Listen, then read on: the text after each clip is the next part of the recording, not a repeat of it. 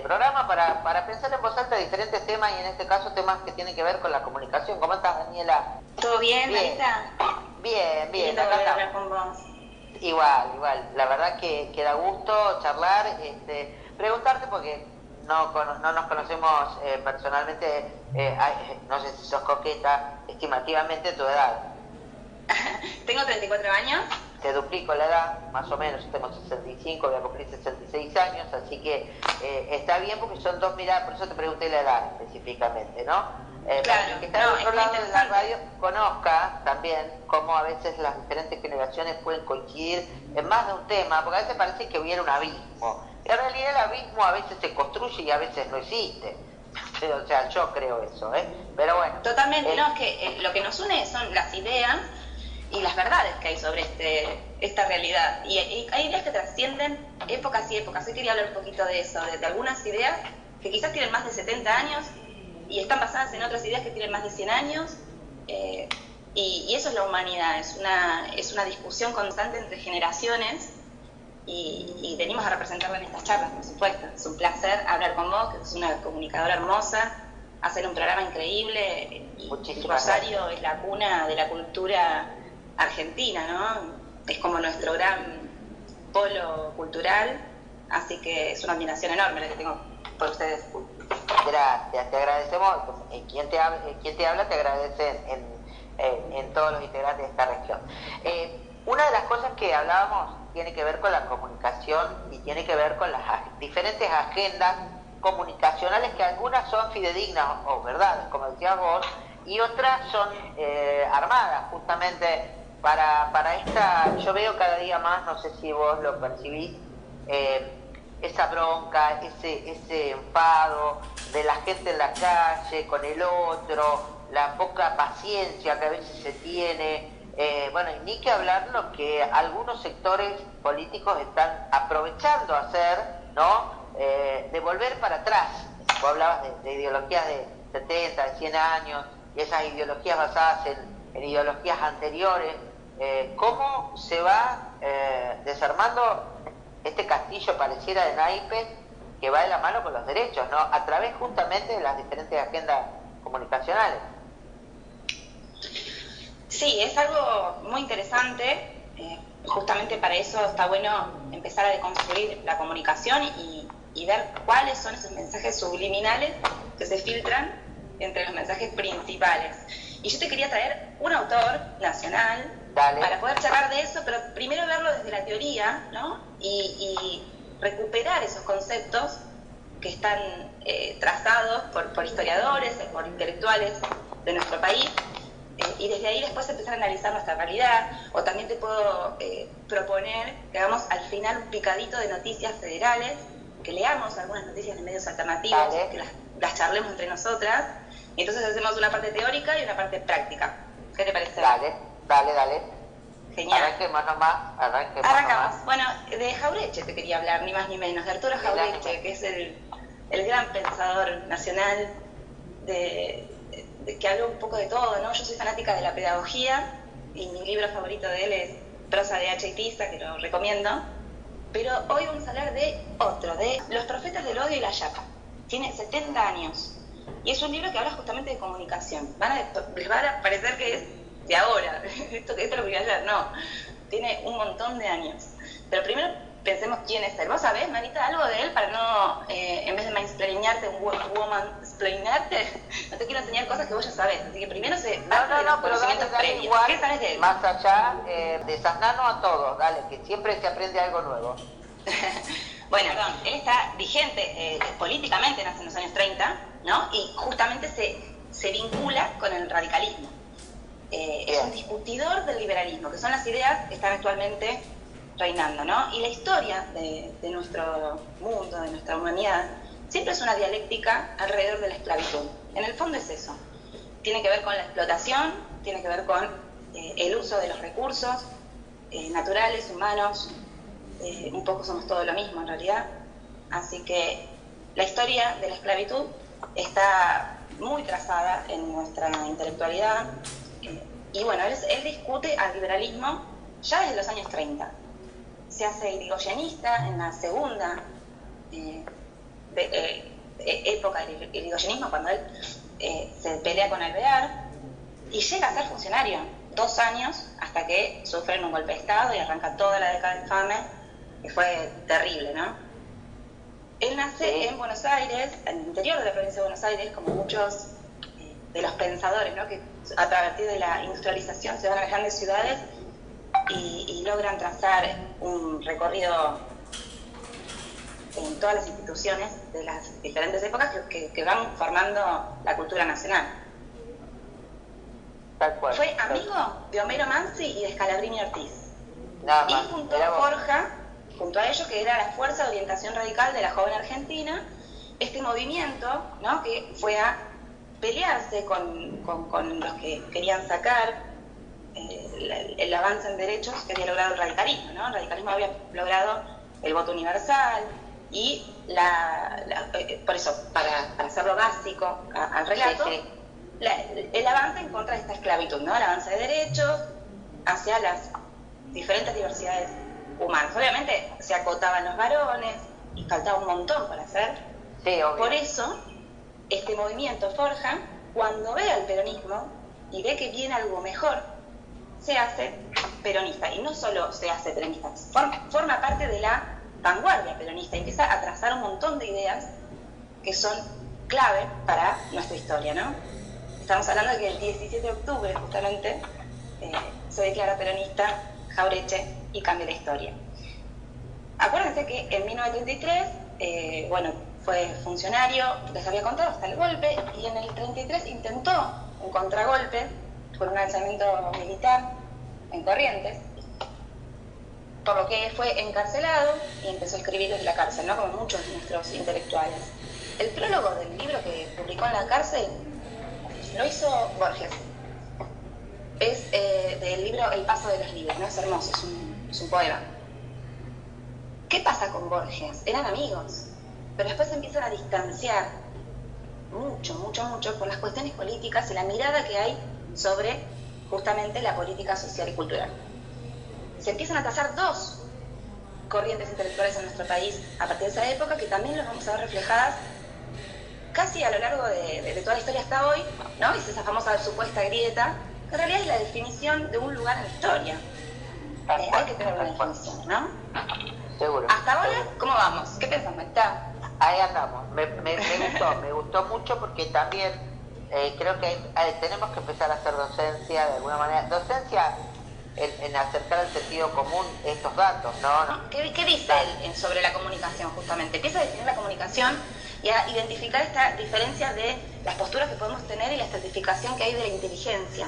Él habla de la inteligencia con Z, ¿no? Que los intelectuales que tienen una mirada elitista de superioridad, está muy ligada al patriarcado, él no lo define, esto lo agrego yo,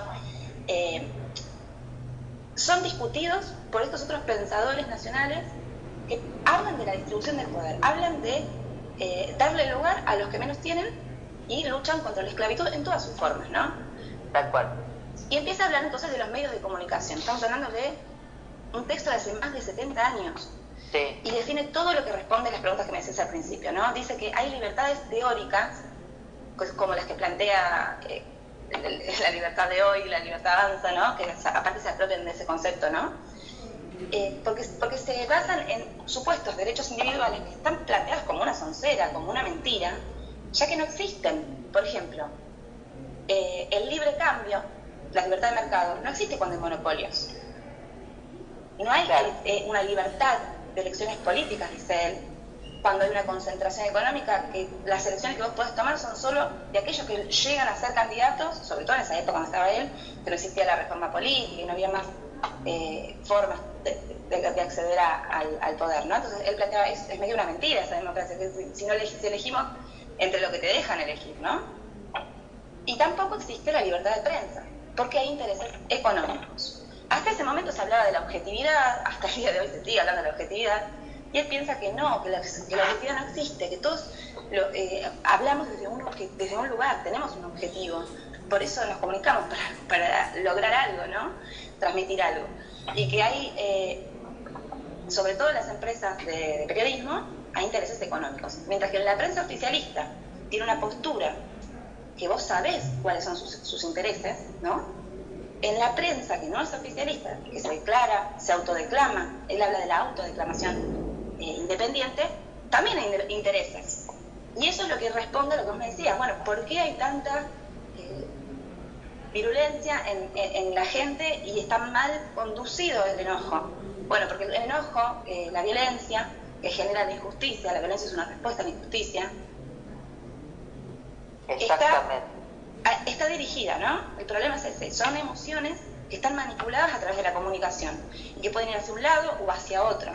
Si va hacia el lado correcto, uno resuelve esa injusticia, pero si va al lado incorrecto, la puede profundizar. Con eso juegan los medios de comunicación y con eso juega la comunicación en general. Dentro de la libertad de información, dice que hay una relación injusta escondida. Esto de que tomamos decisiones racionales según la información a la que accedemos, y es una comparación, por ejemplo, con un juicio. El juez va a tomar la decisión según las pruebas que tenga y que le hacer. Y cuanto más poder tenga el abogado, o más caro sea, y más pruebas consiga, mejor va a ir esa decisión, que va a ser siempre sesgada o manipulada cuando no hay una pluralidad de voces o un acceso equitativo a la información. Excelente. Entonces habla de que la neutralidad no existe y que hay una línea editorial oculta o escrita, ¿no? Tal cual. Sí, coincido. Subliminal, como a veces hablan. Vos fíjate que hasta las publicidades.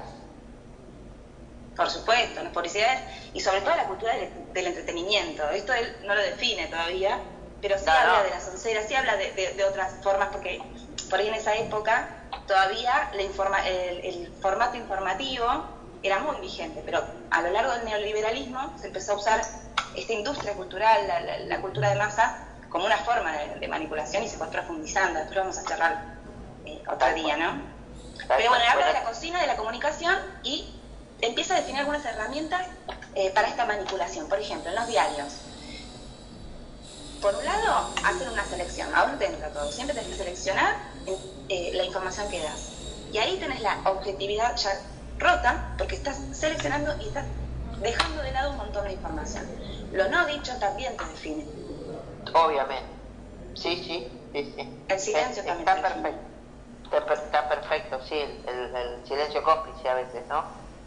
Sí. Quería también, bueno, hagamos el picadito, tenemos ahí 5 minutitos.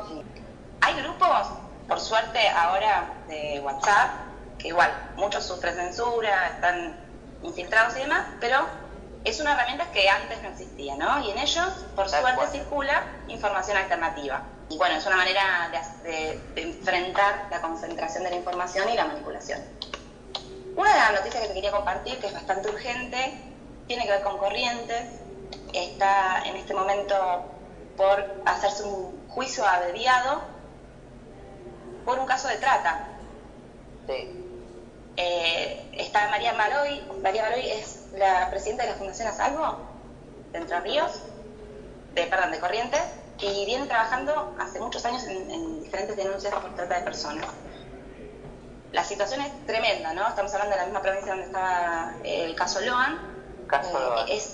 Sí, es la misma provincia, pero es otro caso que tiene que ver con el hermano del gobernador y se está tapando. Mañana van a hacer un juicio abreviado, van a hacer una sentencia con prisión domiciliaria para el acusado, cuando en realidad tienen que denunciar a otros que están nombrados en la causa y profundizar la investigación.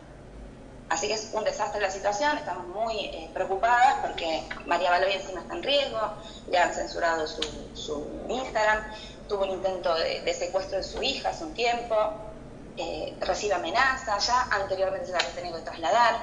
Y es una mujer muy interesante porque ella es cristiana, estuvo mucho tiempo en organizaciones de la iglesia evangelista, pero sufrió violencia de género, no fue apoyada, y entonces armó una especie de rebelión de mujeres dentro de ese espacio, armando una línea de género donde era imposible hablar de eso, ¿no?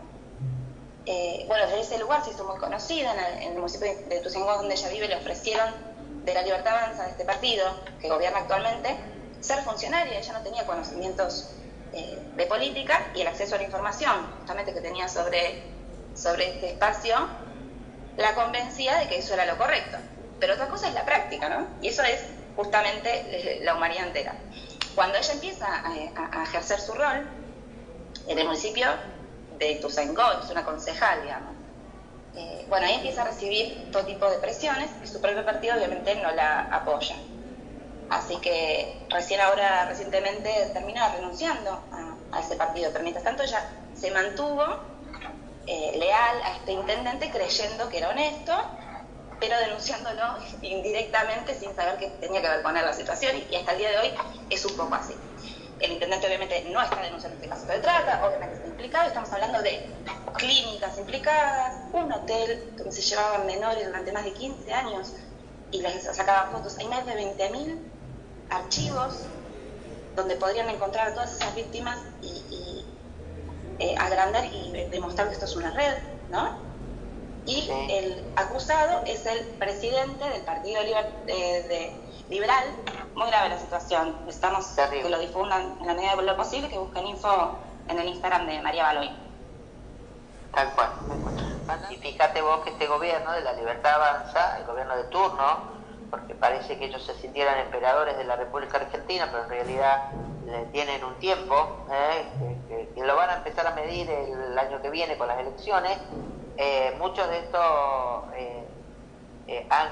han cerrado el acceso a la información pública, han cerrado el comité justamente que daba la lucha dentro del gobierno nacional. Aquí en el gabinete de ministerios estaba el comité que peleaba, digamos, contra la trata de personas, y que empiecen a pasar estas cosas en la Argentina es realmente preocupante, y además tenemos que empezar a ser un poco más desconfiados, ¿no?, los argentinos en ese sentido.